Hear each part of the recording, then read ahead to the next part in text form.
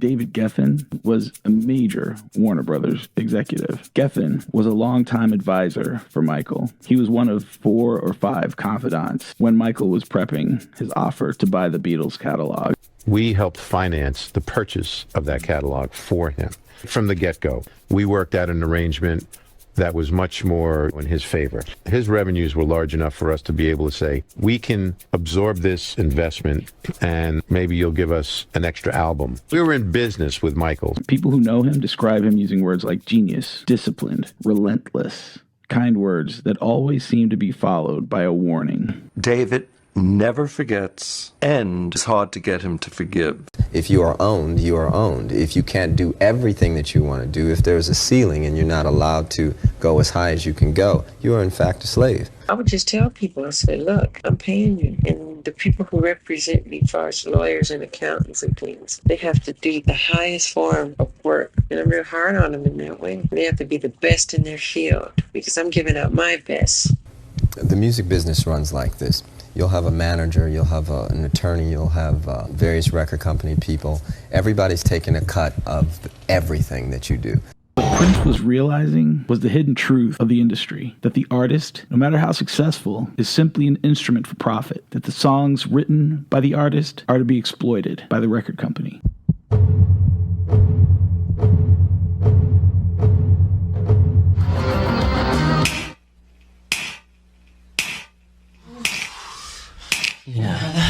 I was fortunate to have some of the most brilliant artists ever in recorded history. We signed Jimi Hendrix, we had Madonna, we had Neil Young, we had Joni Mitchell, we had Prince. I mean, like, me and Mo Austin, and he knows it, are big, loud screaming matches. On the master's back. And, well, you can't get your master's back. You gave us $1 billion. Now, to make a statement like that means that I don't really have any power over it. That the most successful business model for every record label must sell records, create hits with cultural relevance, and ultimately own the hits via publishing rights, distribution agreement, or the physical recordings themselves called masters.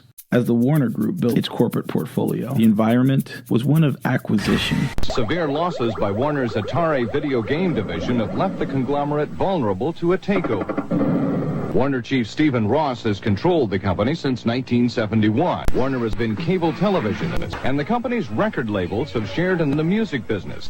Stay tuned. The drama is still unfolding.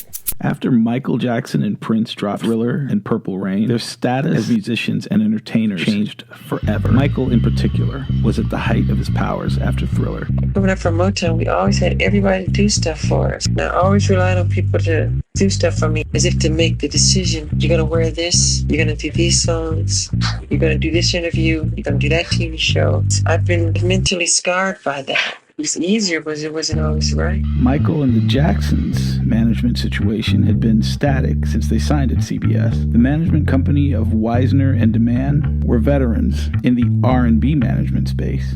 However, their 1978 contract expired in March of 1983, and Thriller was already showing signs of becoming a juggernaut. Wisner and DeMann were Michael's managers, along with his father, during the launches of Off the Wall and Thriller. The articles written during that period show, and it's clear that Wisner and DeMann thought that Michael Jackson would re-sign with them. For them, it was a given, until it wasn't.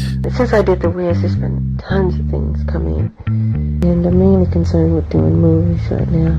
With a movie, it's so important to be selective, to do the right vehicle. Walter knew how important bigness was to Michael. And with Columbia Records, we want to sell twice as many records. Frank DiLeo moved in to Michael Jackson's shrinking circle of trust. How do you go from Pittsburgh to managing Michael Jackson?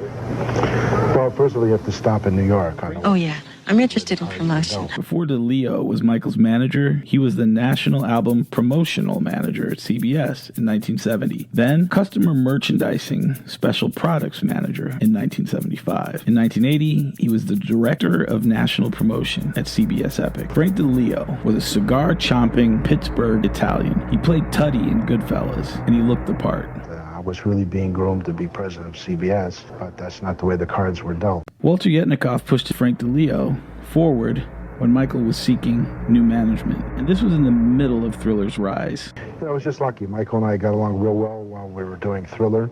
We got to a point where we were selling 500 to 1 million units a week. And then I went to work for Michael. So, we were doing a Thriller video. Thriller is the largest selling music video tape that we've ever had. It really broke the music video industry open. And did we know how big it was going to be? And then you hit that plateau. We're at 50 million. This thing's going to be bigger than we ever thought. Frank DiLeo was a Walter Yetnikoff loyalist. Installing DiLeo as Michael's manager was a strategic move, and Walter Yetnikoff desperately needed to know Michael's thoughts, his movements, his actions during that period. So I'm off doing Michael Jackson. I'm very happy about it. Michael Mania spread around the world. Drake just sued his record label, UMG, for unfairly promoting Kendrick Lamar's Not Like Us. The claims in the suit are that the label used the rap battle to damage his brand so they could gain a negotiation advantage in the upcoming contract negotiations. At first, this looks like a frivolous lawsuit filed by a overprivileged rapper who lost the biggest rap battle in history. But labels have been known to use these Machiavellian tactics in the past. And I've seen these kinds of things play out in front of me. Look, Mariah Carey made a $100 million deal. 3 months later, she's seriously crazy. Or Martin Lawrence waving a gun on the street screaming, "They're trying to kill me."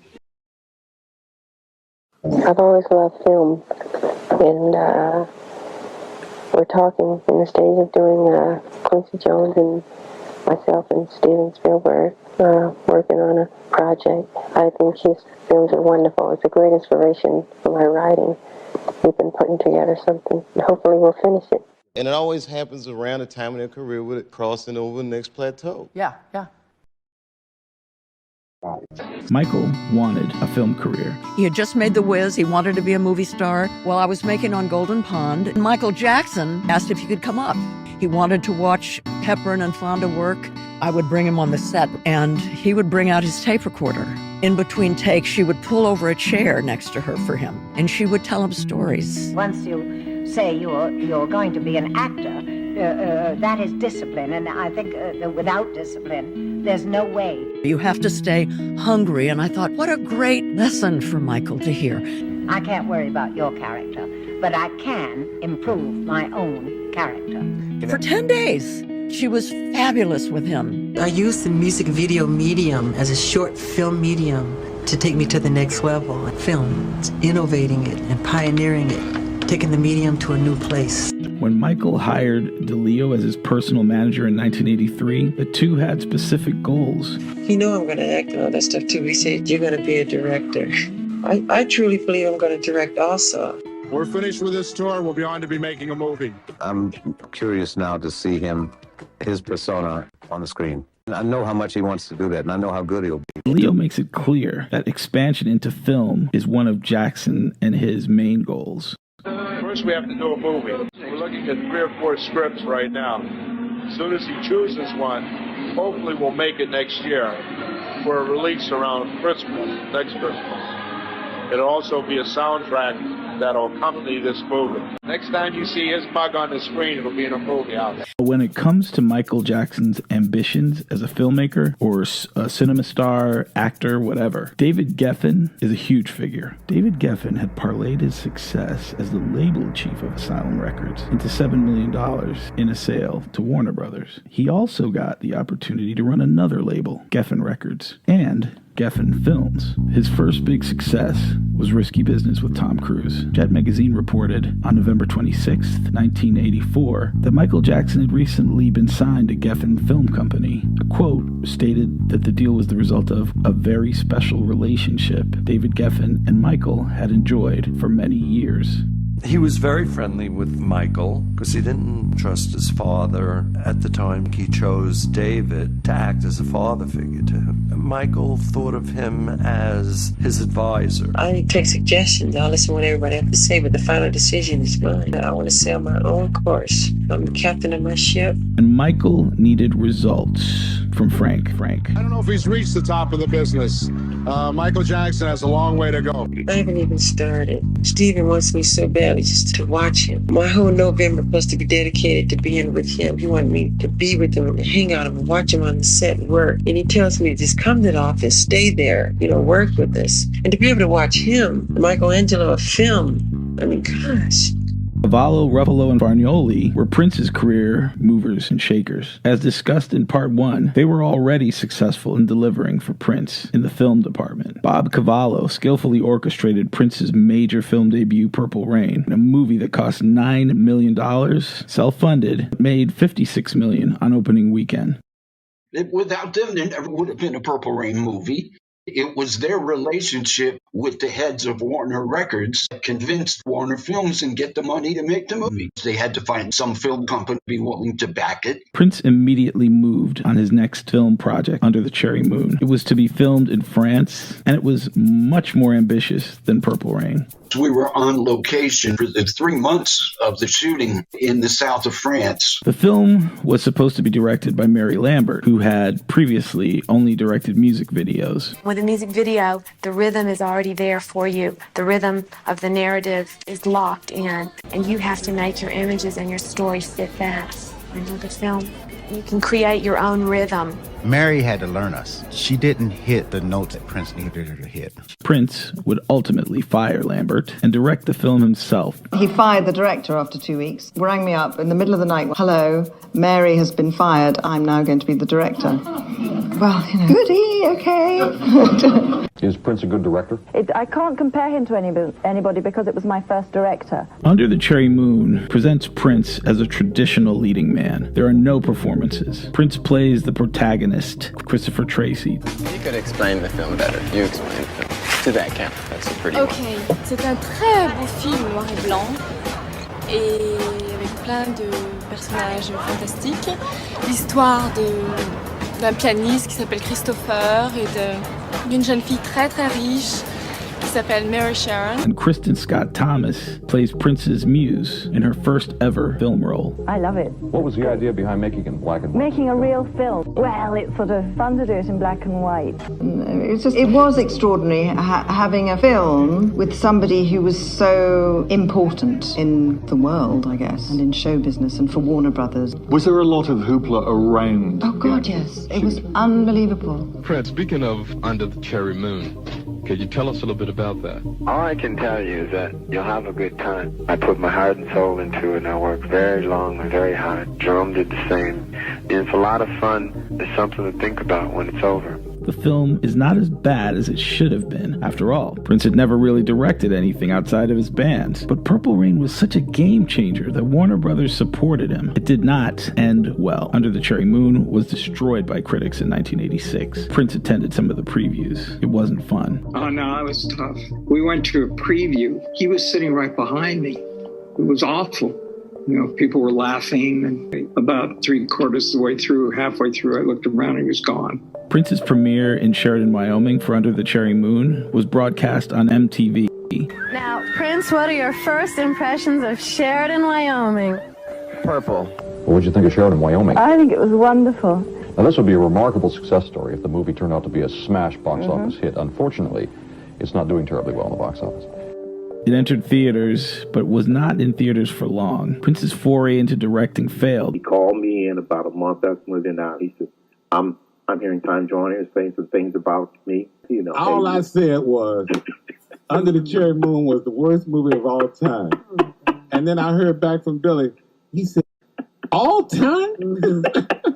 Of all the movies, Under the Cherry Moon?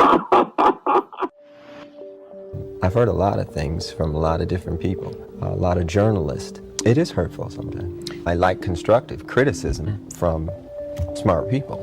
If they do it with a sense of love, if they're trying to show me something about the work that they really feel is important for me to know. I don't see a lot of that in journalism. He immediately went on tour and sort of attempted to distance himself from the failure of the film. The tour was called the Hit and Run Tour, and there were a few American tour stops. Call this the Hit and Run Tour. We really don't know where we're going to play until 2 or 3 days before the actual performance. Prince is getting ready for a possible summer rock tour by honing his act at a series of sneak concerts. Prince and the Revolution have taken their show on the road. He had peaked with Purple Rain, and Warner Brothers recognized that's unlikely to happen again. Sales for Around the World in a Day of a Parade fell down at that point. I understand that, and I knew there would be times where records wouldn't sell as much, but I was cool with that because success pretty much is what you make it. If an album goes down the chart, that isn't something I can control. I just did the music. Once I do the music, it's a success. I mean, that's it for me. Prince was kind of on that down curve. You know, the influence Buddy was dying out. He wasn't as popular. Around the World in a Day, you know, the Parade album, I mean, all that stuff was over. So now he's trying to redefine himself. Michael makes Thriller. He says, my next record, I'm going to sell 100 million copies, and makes Bad. That was a goal that he set for himself. Spin magazine published an article entitled The Pressure to Beat It, insinuating that Michael was paralyzed by the pressure to live up to Thriller's standard. Quote, the last 4 years have not been a good time for Michael Jackson. Since Thriller and the Jacksons' disastrous victory tour, he has managed to generate the most powerful backlash in the history of popular entertainment, unquote. The article quotes an unnamed associate who continues, quote, the closer he gets to completing it, the more terrified he becomes, unquote. People like to sensationalize things and make up stories and rumors. People rather hear gossip, I think, than the truth. No, I have never taken hormones to maintain my high voice. No, I have never had my cheekbones altered in any way. No, I have never had cosmetic surgery on my eyes. Yes, one day in the future, I plan to get married and have a family. Any statements to the contrary are simply untrue. Jackson's spokesman also said the singer will take legal action against anyone who continues to spread this untrue information. The article goes on to compare Michael Jackson unfavorably to Prince. Nelson George is quoted now. Michael Jackson is not an experimenter. He generates the same songs, but he's not a creative artist like Prince. He's more Cab Calloway than Duke Ellington, unquote. Prince is roughly to Michael Jackson what the Rolling Stones were to the Beatles, kind of a mythical shadow figure, streetwise, whereas Michael Jackson is elegant, very sexual, whereas Michael Jackson is beyond sex, and very, very rock and roll, whereas Michael Jackson is almost Broadway. I just love working hard on something, putting it together, sweating over it, and sharing it with people and having them love it. Quincy was working on the Bad album. Michael had yet to record a song he didn't write.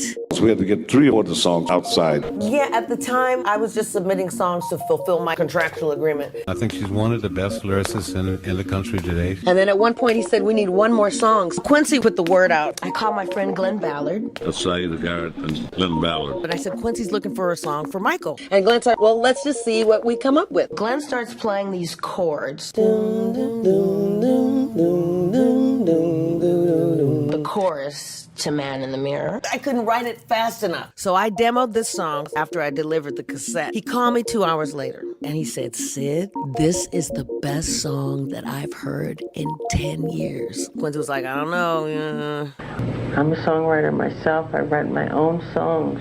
Songs just come. They create themselves. I'm just the source through which they come. And it's a beautiful thing. Very spiritual. It's like standing under a tree and letting a leaf fall and trying to catch it. Is that beautiful? Quincy's insistence to Michael that he give this song a try. That's what one producer should do now. Michael started to realize that the song Man in the Mirror was a good song even though he didn't write it. We got the right set of circumstances. But it's a process, man. A lot of love, a lot of trust. 3 days later, Quincy says, Sid, we in the studio recording your song. And I'm like, yes! We recorded for a few days, the choir, Andre and Sandra, Michael upstairs, everybody was here recording Man in the Mirror. Prince, he was putting music out all the time, just so fast. I said, you can't put out your music as it comes to you if you want to compete with Michael. Everything has to be a giant marketing plan, planned 2 years in advance. He looked at me like I was nuts, you know. Purple Rain and that whole situation, Thriller, that whole situation, I mean, that was a time period. And it's our journey, you know. It's not for somebody who doesn't play music to step up and say, you know, that's not as good as. Was in between the records, and I said, you know, Mike, there's a lot of pressure. Why not do an album of cover songs that inspired you? Jackie Wilson, James Brown, so you don't feel like you have to compete with yourself. And he looked at me like I was from Mars. No matter what you do, you're competing against your previous product and everybody expecting more. You're really trying to top yourself all the time. In 1975, when the Jackson 5 left Motown to become the Jacksons, Yetnikoff was in charge. Throughout the 1980s, Warner's and CBS took turns dominating market share. Walter Yetnikoff had ambitions of following Mo Austin's example. Yetnikoff was a much more volatile label head. Yetnikoff was a character. He stood out. He built relationships with the biggest artists on the CBS roster, most notably Billy Joel, Cyndi Lauper, Paul McCartney, Bruce Springsteen, and, of course, Michael Jackson. Walter knew that having Michael Jackson as an ally was important to his own aspirations. The word manager is defined as a person who controls the activities, business dealings, and other aspects of the career of an entertainer, athlete, or group of musicians. When it came to his aspirations as an artist, whether it was making an album or a film or a video, the initial conversations were with Cavallo, Ruffalo, and Farnoli. I loved music, and I decided that I would open a place that sells booze, but has jazz or folk. I opened this club. Our opening day, there were a line around the block. It was quite the scene. And then I decided to go back home to New York and start a management company. And I moved to California in '70 and signed Earth, Wind & Fire. Joe Ruffalo, an old boyhood pal, was my partner. Well, you know, Jim Brown was managing Earth, Wind & Fire. Then Ruffalo and Cavallo, they actually paid him a little bit to get the band. They used to run clubs and all that kind of stuff together before they moved out to Los Angeles. Cavallo, Ruffalo, and Farnoli, who were to become the architects of Prince's career, did a lot of work with Warner Brothers artists. And they did have Earth, Wind & Fire. Usually we come up with an idea, a magical idea or whatever. We'll find someone who can help us execute that. Maurice and I are very, very close friends. As a matter of fact, Bob Cavallo had started an independent record company with Maurice White. Cavallo, Ruffalo, and Farnoli wanted Prince to sign with them, and they enlisted Warner Brothers to help make that happen. Perry P.J. Jones started out as a hype man on the early Earth, Wind & Fire tours. He became a promo man in Warner Brothers' black music division. Mo Austin called Perry. I got a problem up in Minneapolis. It's this Prince. He's way over his budget. Well, I actually got the phone call from Bob Cavallo. Cavallo, Ruffalo, and Farnoli were Earth, Wind & Fire's managers at a time when a young Prince was looking to emulate their stage shows, which were legendary. Cavallo sent these guys, and they actually said they were our managers for a while. They didn't know that they weren't. How many years ago did you make these demos? And why would you turn it down? They wouldn't let me produce myself. But they think you didn't know what you were doing? Don't know. You played every instrument on this album, is that correct? Maybe. You had a great sense of the visual side, the album covers, the posters. We had a label, Maurice White and I. Warner Brothers came to us and said, I think we can get Maurice White from Earth, Wind & Fire to produce your first album. Isn't that great? He said, nobody's producing my first album.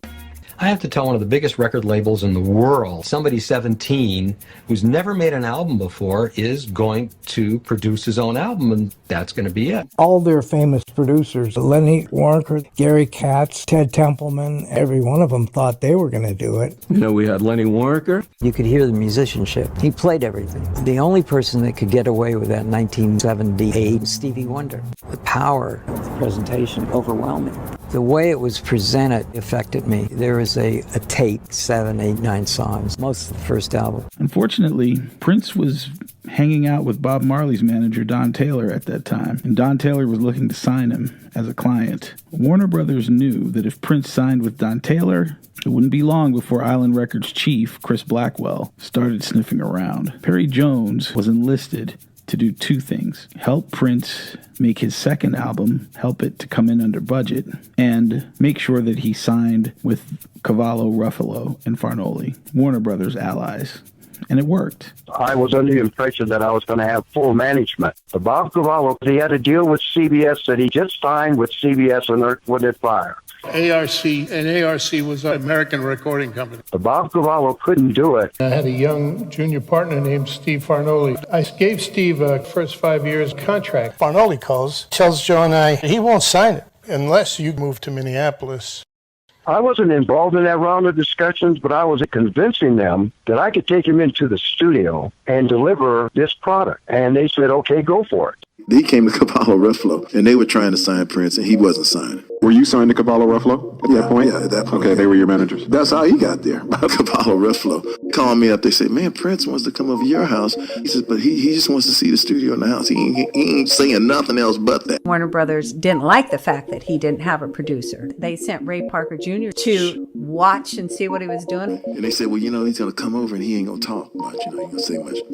It wasn't like that at all. We were hanging, right? I was taking for a ride in the Rolls Royce, and we were cruising Sunset, and he just wanted to get the studio equipment in his house. So we got him a Soundcraft board. My guy Steve flew back to Minneapolis, and we put it in there. So he comes back to my house the next trip to LA. And so Warner Brothers wanted me to produce the album. I think it was Sexy Dancer. And he plays me what he got. We're supposed to be working on it. And I heard the album. I said, I don't know, see what to do with this. I told Warner Brothers, y'all should leave him alone. This sounds great just like it is. I come to find out many years later, through Maurice, that it was all set up. Mo Austin wanted Cavallo Ruffalo to manage Prince. And Mo sent him to me. A guy as talented as Prince, I believed this guy would be a star. Once he became successful, he was my boss. Earth, Wind & Fire wasn't never like that. I could try to talk him out of things on occasion, but basically I did his bidding. As a manager, you have a lot of power vis-a-vis the rest of the industry. These people loved him and cared about him and his well-being, especially Jamie. Jamie Shoup, she was the second manager who really was his day-to-day. Bob and Joe, and even Steve. Steve had the ears of gold. He could hear a hit song. Joe was the money guy who could always access that. Bob was the formidable one and had a lot of networks of people. More, let's get down to business. They knew how to deal with the crossover market. They saw his vision and they saw how great and genius he was. There was really this mutual thing. And if he said, this is my album cover, what I want it to be, if they discussed it, they got it because they could see the vision. They had their thing. Bob would say, I can't get the money, or here's the money. We're going to do it ourselves. But they were straight up. I mean, they would speak up to him and say, like, oh, no, I don't really care for this, or X, Y, and Z. And they also had a lot of faith in him. I think they were really good for him. This is after Thriller on the Bad record. My A&R guy was the producer of Van Halen, Ted Templeman. Quincy Jones called up Ted. Who do you suggest? I was living in New York, and I got a phone call from Quincy Jones, and he said, I got your number from Ted Templeman, and would you be interested in coming in and playing on the track? First of all, I had to fly to L.A. where they were recording. I had my preconceived ideas. And the monkey will be there. And I opened the studio door, and it was Michael, Quincy, and the engineer. The actual song itself was a lot darker and a lot heavier than I thought I would be playing on. Michael was very musical and just kind of spoke in musical terms. The process I go through is it comes into my head, and I put the sounds down to a tape recorder and making sounds like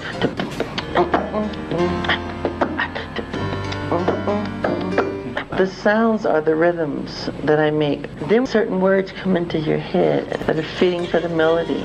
Words come with the melody. When a song comes to me, I'm hearing the strings, I'm hearing the bass, I'm hearing the drums, I'm hearing everything comes as a package. It's like a tapestry of sound. It should be like a flower blossoming in your face. You have to add in other sounds to make it refreshing and wonderful. Trying to dictate into a microphone what you're hearing in your head is very difficult sometimes because you only have one voice, but you're hearing full chords. Michael thrived on that pressure, thrived on pushing himself. Once Prince returned from the tour, he got a call from Michael's camp. I wanted to do a duet with Prince and have the video with him coming to kick Michael's ass. That Wesley Snipes character, that would have been me. I want to battle tonight. Back off me, man. Don't be afraid. Battle me. You want to see who's bad? You want to see who's bad? Come on. Come on, let's do it. Let's see who's bad, man. Come on. Come on. Let's go. If Quincy had gone to Prince and said, write a song for you and Michael to do, that song would have gotten recorded. Not by Michael. But Michael would have done it. You run that video in your mind. Hypothetically, who would win in a fist fight, you or Michael Jackson? Michael's not a fighter, he's a lover. It is quite different from anything I've ever recorded. I'm not saying I'm like criminally bad. Back off me, man. Could you imagine if they had ever performed together or did a song? Bad. Prince and Michael would have worked together on that song. Yeah. Now, Prince wasn't doing no song with Michael Jackson. At that point, the Silent Times era, Prince had convinced Michael, if you and Prince are ever going to work together, this is the moment. He sent that track to Prince. Michael wanted Prince to sing it with him. So don't take it too seriously. It's a bold statement to say. I mean it in all goodwill. He couldn't believe that Michael had the nerve to call it "I'm bad." It's like a way of saying you're cool, you're all right, you're tough. You know, it originates from a culture and a place where, you know, you have to brag to protect yourself. I like Michael Jackson a lot. I have a lot of respect for him. He named his album Bad because of me, because I had I'm Bad. And he was like, I like that, Bad. And originally, the Bad record was supposed to be a duet between him and Prince, but Prince was like, you know what I'm saying? He didn't really want to do it. He was like, there's nothing badass about him. No. He said not only was he not going to sing it with him, he went in the studio and re-recorded and sent it back to Michael. This is what it should be. But we just finished on the schedule correcting it. So Michael was inviting up, try to talk him into it. So Michael said, Frank, set up a meeting. I want Prince to come over. The meeting took place at 4641 Havenhurst. So Michael shows up. 2 seconds later, the doorbell rings. Prince walks in. Bob Cavallo went over with Prince. And so he comes out and says, Michael, you sit on that side and let him sit there so you don't feel like the guy you're not lying. They met, and Michael's steady. They sit down and talk, and Prince says, I have a question I want to ask about the lyrics. And Quincy said, sure. He said, whose line is this right here? The first line of that song is "Your butt is mine." Your butt is mine, you know. I mean, that's street, you know, like, let's get it on, you know. I said, who gonna sing that to whom? Because you sure ain't singing it to me, and I sure ain't singing it to you. Right there, we got a problem. Prince brought over some sort of voodoo box. Michael was convinced that Prince was trying to cast a spell on him. He said to Camille, he called Michael Camille. Michael thought it was voodoo. It was not a happy meeting. If it didn't work, it would be on Prince, because Michael Jackson did so much collaborative work. He sang backgrounds on Minute by Minute by the Doobie Brothers. Remember this one? Minute by minute by minute by, I keep holding on. I keep holding on. I keep holding on. Yeah. You don't realize it's me singing those parts. Yes, he'd sing backgrounds on like hit records that we all know and love. There's a lot. There's a lot of songs that he ended up singing on. His process maybe was a little bit more open. He's a little more the type of person who likes to collaborate. Prince, you know, 50-50. Kind of, he's going to take things where he thinks they should go. And yeah, this looks petty in hindsight when you think of how things ended up, because this would not be the last time the two would have the opportunity to collaborate. When it came time to do the duet, I didn't know what was happening. I had never heard the song before. I didn't even know I was doing the song. Michael wanted Whitney Houston on I Just Can't Stop Loving You. Whitney Houston came to me one day and she said, everybody's trying to get me to collaborate with them. I was asked by Michael Jackson to sing one of his songs. But she didn't write any of her own material. People want to collaborate with you because you're selling 25 million albums and they would love to get that copyright royalty. She said, Madonna's now co-writing, Janet Jackson is co-writing. Should I write? I will never say you shouldn't, but can you write The Greatest Love of All? Can you write Saving All My Love for You? You've got to have a great material. That was my job. I would look for material. I never took a producer's royalty. Just know that the bar is up there for your material. She never raised that subject again. And you did, you worked with Jermaine Jackson. Yes. You sang a duet with him. Yes. What was that? We did 3 songs together.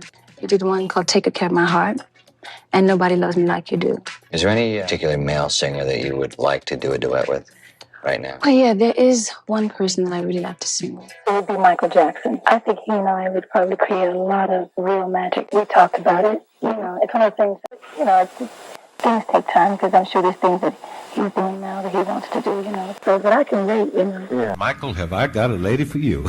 You know, Saida Garrett, and she was on that record. I was brought back into the studio, and I assumed that we were going to finish recording Men in the Mirror. Because the day I was here, we didn't finish. Quincy was calling me back, and I came to the studio, and this other song was playing. But they're playing another song, Quincy sort of calls over his shoulder, "Hey, Sid, you like this song?" "I like it."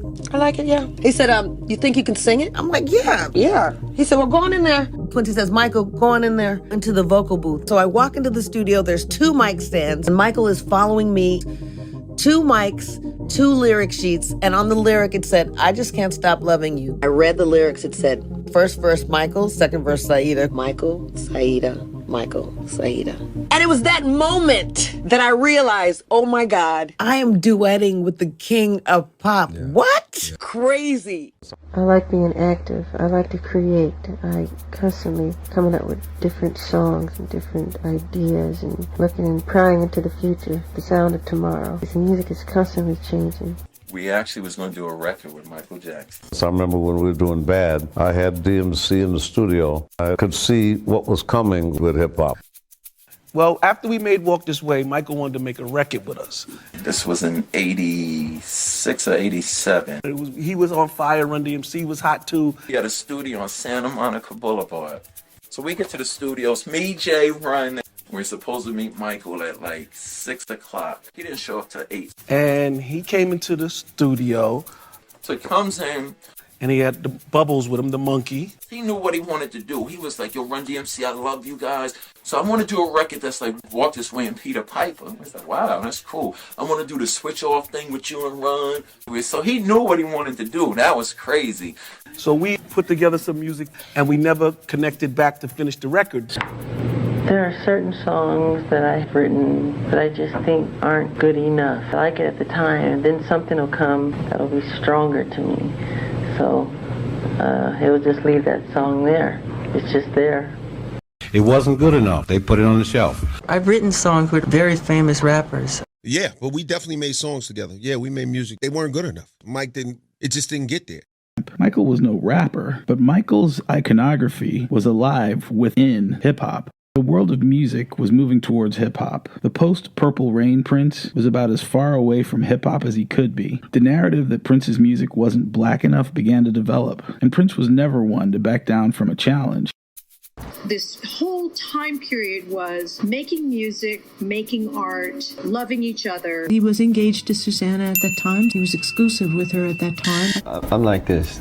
Personal actually means personal. My music is my music. That's pretty much what you come to the party for. If you seek something else, then there's something inside of you that's lacking. Prince was preparing an epic 3-album release as his follow-up to Parade. Warner Brothers management was concerned. Parade and Around the World in a Day were not as successful as Purple Rain. Warner Brothers executives, for the first time, were poised to shut down a Prince project. He put together a triple album, and Warner Brothers said, no, we're not letting you put out a triple album because there's not enough profit in it. When the album came in, I was having a very difficult time getting through it. There was a meeting that took place in Bob Cavallo's office with Steve Fernelli, Bob, and Joe, and Mo, and myself. Mo, who was the chairman, Lenny Waronker, the president, they were dealing with management. Mo was a phenomenal executive. He trusted his department heads. They were talking about trying to get it down to one album. Finally, I just said, you guys, there's no way that he's going to take 3 albums and condense it into one. Let's do a double album. He can get away with that easily. And I gave them the artistic reasons why it would be impossible to win that battle. And why battle? They wanted me to talk to him about it. I said, all right, but don't say anything to him. I'll pick my time and my place. You know, I'm a musician. I live for playing, creating songs. I said, first of all, you just released an album. I said, you might want to give the people. He said, I can't. I really wasn't so concerned about that. I gotta get stuff out there. As soon as I write, I gotta get it out. Aretha Franklin, every 3 months there's a new album. James Brown, every 3 months there's a new single and album. I don't think censorship should be inflicted. Went home, it was about 11 o'clock. Get a phone call from Steve Fernelli. Prince wants to talk to you. Steve, did you tell him? He said, well, I had to. He knew there was a meeting. So I called him at the Sunset Center, got him immediately. He picks up the phone. I hear you don't like my album. That's not true. I think that it needs to be edited. Bob Cavallo, Ruffalo, and Fernelli did an amazing job. Prince had issues with him, but he operated under those issues. friction that I had with the record company that was based in relationship in general. You know, it's hard to work with somebody who you're absolutely sure they hate your guts. Some of those people will speak the contrary, but you go by and hear what you're feeling. I was just trying to get him to think about what's best for the record. He didn't say much, and then at the very end, he just said, "I'm going to Minneapolis," and hung up. He pulled me into the studio. He said, "You go back and tell them they need to release my music." The next morning, I called Bob Cavallo, and we decided we would put the album together with what we thought were the stronger songs. And he said, "What are you talking about? Fly to Minneapolis." He's been up all night editing the album. He wound up cutting it down a little bit. So Prince narrowed it down to 2 LPs. And that, of course, then became a big bone of contention to him. Oh, absolutely. Because we have to answer to a boss, man didn't come to earth like that. Man came to earth for recreation, which means recreation, and to recreate love. You can't do that when you're constantly angry, when you're constantly being held back. In 1987, Prince released Sign of the Times. One night, David Lee Roth, model Christy Turlington, and I went to dinner at Indochine. After an hour listening to David Lee Roth laugh at his own jokes, we departed from Mick Jagger's house on the Upper West Side. Mick played us the Sign of the Times album. Mick asked me my opinion, and I thought it was amazing. He agreed and told me that Rod Stewart told him if Prince was white, they'd all be in trouble.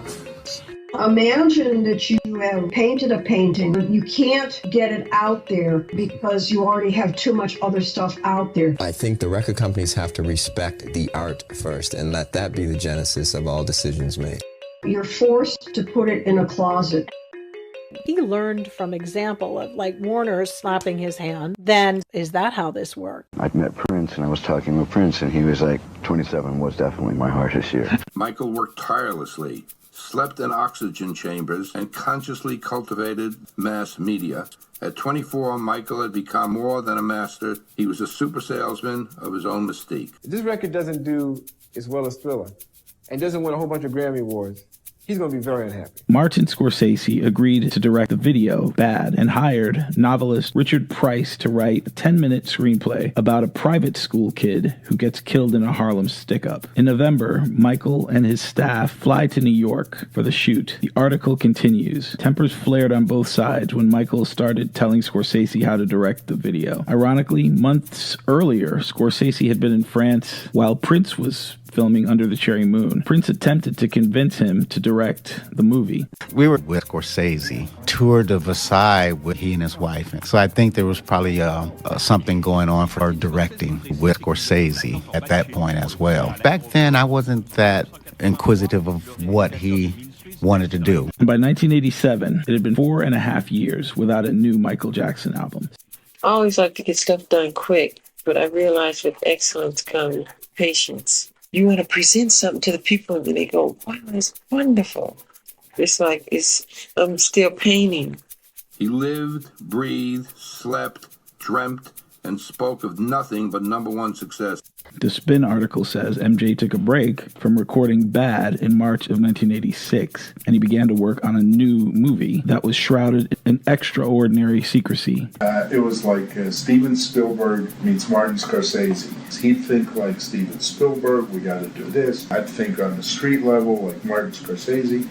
You know, I mean, that's the way we did things. Visits to the set were required to agree in writing, not to reveal anything they saw.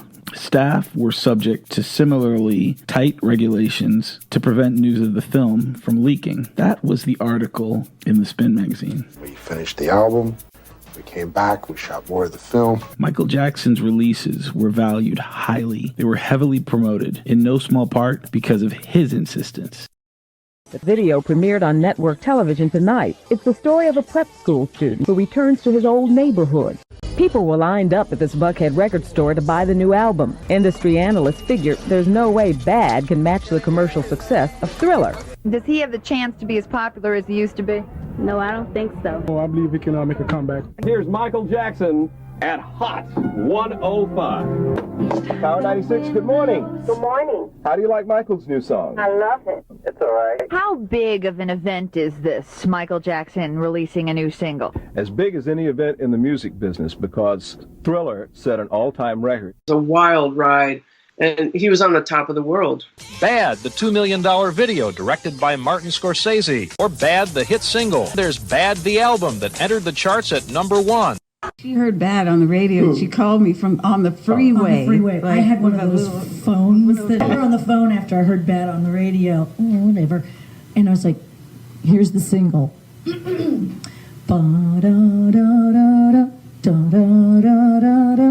and that was... I was like, you're kidding me. This is the single. And then we were both like, it's a smash. Michael was on his path. For Michael, his path was clear: global domination. Then I prepared for a tour. We went to Japan. We did two months rehearsal, then we took off to Tokyo. That was the best tour of the three. A really amazing experience, getting to see the world, watching somebody in his fragility, but also in his divinity. The world tour started this week with 13 sold-out nights in Japan. He's he's my dream. He's superstar. He's kind of genius. World biggest star. He's great! There was 100 people traveling, 26 semis full of stage gear, catering people, tech people, makeup, hair, wardrobe. His manager at the time, Frank DiLeo, little mafioso-looking guy with a ponytail, told me it took $500,000 a week just to keep us on the road. But his music began to fade under the shadow of his incredible celebrity. Yes, the songs were great. They were hits. But there was a growing tabloid aspect to music journalism that blurred the lines between music appreciation and character assassination. He got a brand new facelift for his brand new tune. Bad publicity that's threatened to turn a music legend into a bizarre joke. The eccentricities has overshadowed his music and his artistry. You think, what a weird guy. People see a headline and believe it. Most people don't sleep in an oxygen chamber or go out in public covered with a mask to hide their plastic surgery. It's not everybody who tries to buy the Elephant Man's bones and travels with a pet chimpanzee. E.T. meets Howard Hughes. That's Michael Jackson. Judd Rose, ABC News, Hollywood. Hollywood can manipulate minds in that way. It's a lot of talk. A lot of people are talking about it and how foolish he looks. The look, well, the new look is not too hot, but the album is great, and he's a great entertainer.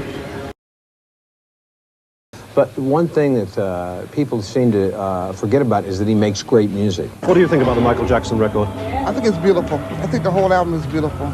Like they say, the magic is back. Michael is the greatest. I got Thriller, which I think was one of the most outstanding albums for years and years. So I thought I must buy it. I haven't heard it. Did you come in just to get that? Yeah. Why?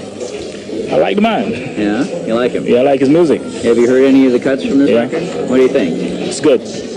And I just start thinking, okay, who's the next person they're going to want to take down? Do you think that his behavior has changed the way fans look at him?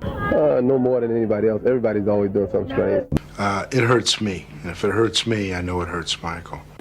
Sign of the Times. It was a phenomenal album. We didn't have enough time with it because there was so much more in that album that we could have explored. You just couldn't slow it down. And I said, Prince, people can't absorb it as fast as you're putting it out. And he then said, what am I supposed to do? It just comes through me. Prince opted to bypass the United States again for his Sign of the Times tour. He had canceled any idea of touring the States with this show. I thought it was a real loss not to do that. The Sign of the Times tour was never played in the States. It was a bit of a mess. We knew about the film, I think, before we went on tour. We don't know what he's up to until it's all put together. He felt like he didn't really have to explain things. Now, he couldn't tell everybody. It would just divide everybody's attention from what we need to finish now. You need to get us a mobile truck right away. We're going to record these concerts at Rotterdam. This film crew is coming. I had to make some phone calls to Germany and get the truck out there immediately. And no pre-production. It needs to be perfect or heads will roll.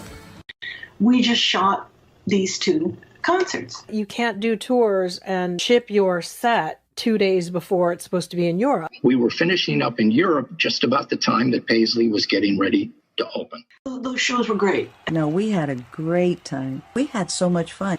Prince called me the day we arrived in Amsterdam, and he was going to do a movie. The marketplace wanted to see the show. He wanted his legacy to include a proper documentation of the show. Magnolia was around. Magnolia had been around in Europe. They were shooting. Albert Magnolia was not supposed to be directing it. probably at the time, it was a director's strike. That's why Prince put his name on it as director, but it was really Albert Magnoli. And who knows, other than Prince and Magnoli, what they were talking about when they were meeting about this film, and nobody else was there but the two of them. Fargnoli was so angry, being blamed for the results of Prince's own decisions. And Prince is pissed off with the managers, and I'm sure he was grumbling to Magnoli. There was actually a point in Europe where they weren't speaking. Magnoli was in a situation to position himself if he wanted to, and apparently he did.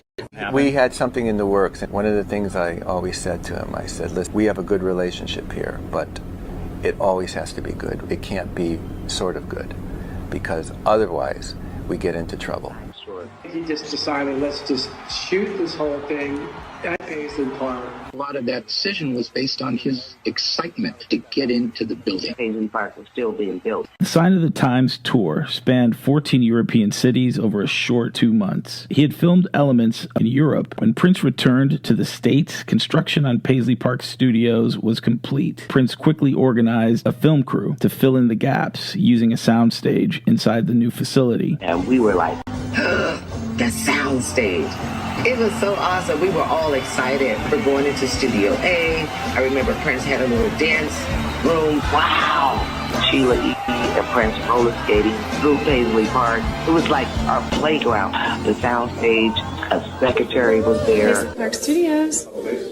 I've lived here all my life and plan to stay, so I wanted to have all this at my fingertips so that I didn't have to run out to LA back and forth in New York.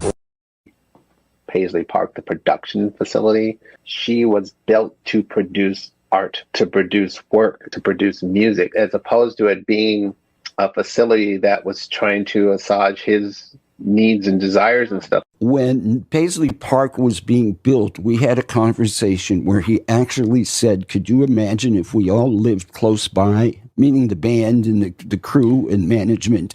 This is for people, when I say in our community, the ones who work at Paisley Park and actually help us with the gardens and what have you. He was trying to convince all of us that we shouldn't have an outside world. We should be like him and live in Paisley Park. So one of the things you want to do is build a food facility right next to Paisley Park in the shape of an egg. So the people in our community get food from this place for free. This means you don't, and it's meals designed for them and their family. And he was being dead serious. It was like we should have this insulated environment. We'll get somebody to home teach all our kids. Now your food bills are taken care of. This means you don't have to go to the grocery store. You don't have to think about it.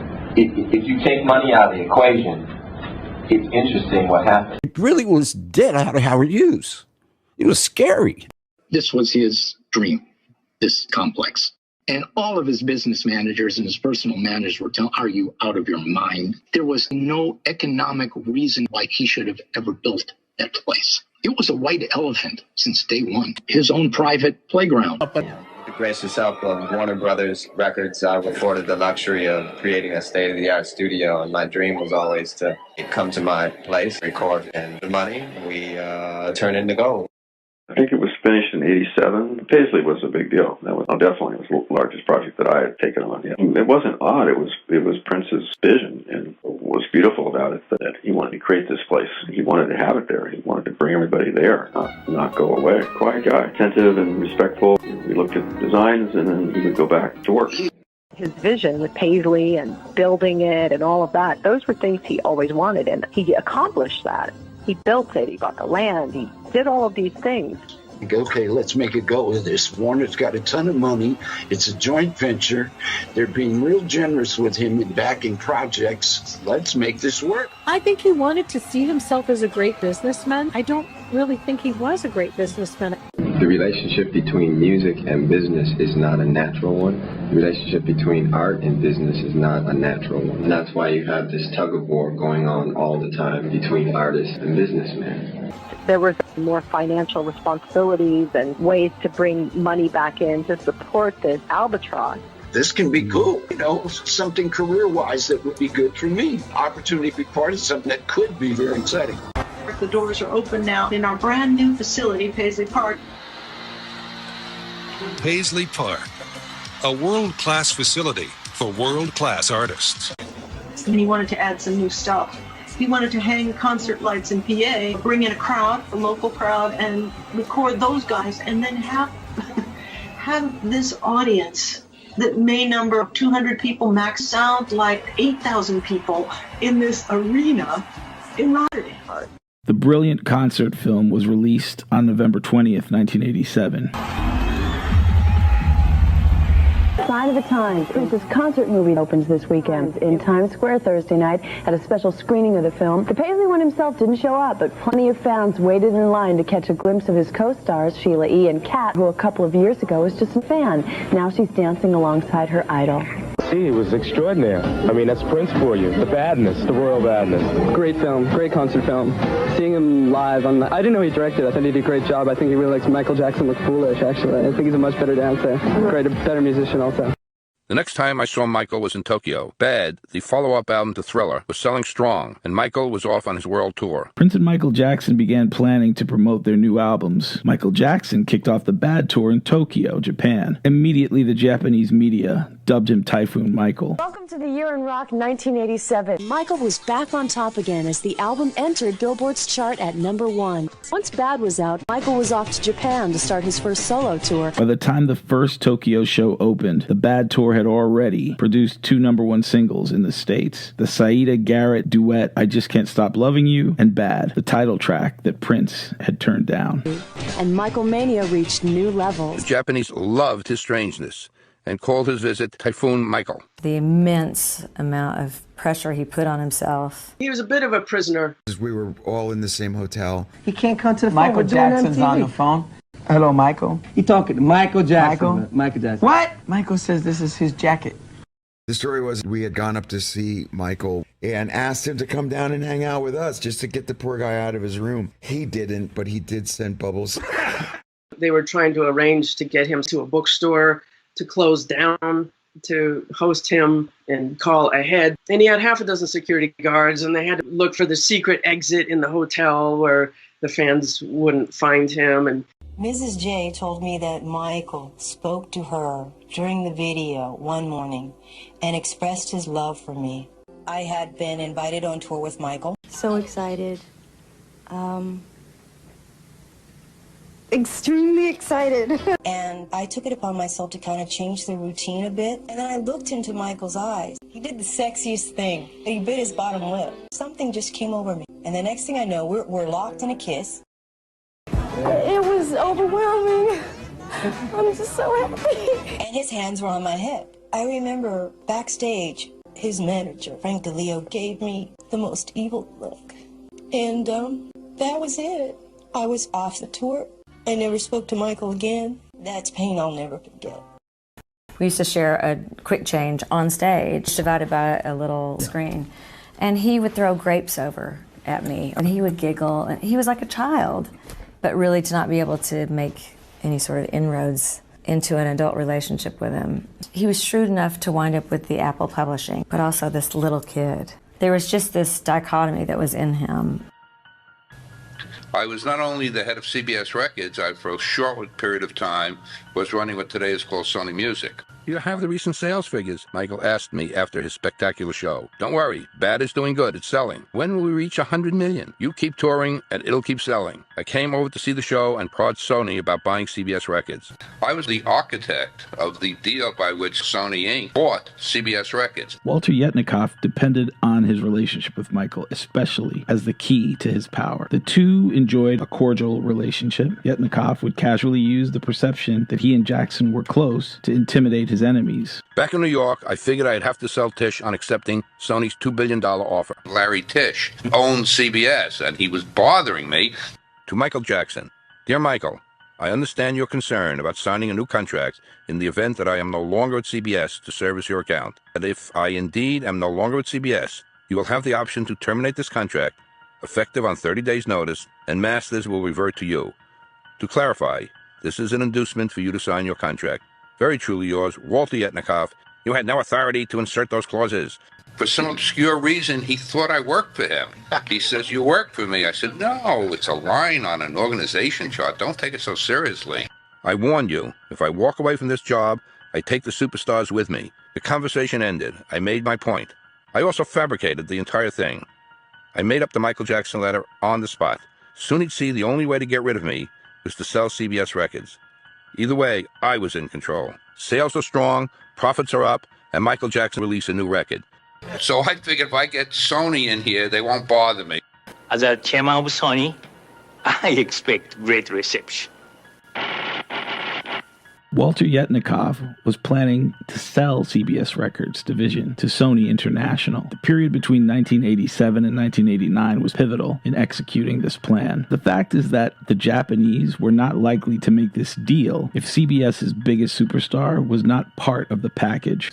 In 1988, it was everything. Success, backlash, manipulation. Michael and Prince had to deal with all of it, all the time. But now it's May 1988. Prince and Michael will both be celebrating their 30th birthdays that summer. In the last few years, they've achieved the heights of success in their careers, but their next level goals have eluded them. Michael's business moves have given him access to money, power, influence, but he's no closer to that movie career that he covets than he was before he made Thriller. As a matter of fact, he's farther away. Prince, he owns his own studio, Paisley Park. Creative machine is growing, yet somehow his creations are simply assets owned and judged for their value by Warner Brothers.